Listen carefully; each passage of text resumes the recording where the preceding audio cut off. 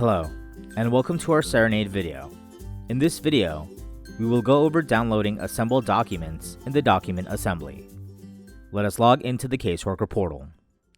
Let us go into a case. From the case profile, let us click on the Document Assembly tab. If you are unfamiliar with the document assembly, the purpose of it is to combine and extract all forms, documents, and letters worked on a case. To create one, let us click on New. You'll be asked to give it a name. You will then see your forms, documents, and letters right below. You will proceed with selecting the forms, letters, and documents you need by clicking on the checkbox to the left and proceeding to click on the arrow. The documents will start assembling on the right. Once you have your items on the right, you can rearrange them by dragging them up and down. You can make a document a subcategory of another by clicking the indent button. You can add custom pages if you need to type out something and include it. Lastly, you will create a table of contents. The table of contents will list all documents, including those you made subcategories.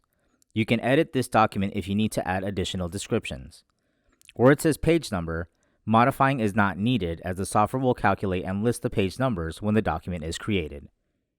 Once you are done assembling the document, you can proceed to click on Download Assemble Documents. A pop-up will appear, letting you know that you will be sent to the Job Requests page. You will click on OK. In the Job Request page, you will see your downloading in progress. Within a few minutes, you will get a notification via email that the job is done and is ready to download.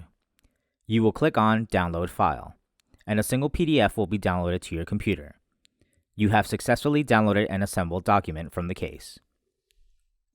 If you ever need to come back to download this document, you can do so by clicking on the Tools button on the left and going to the Job Request.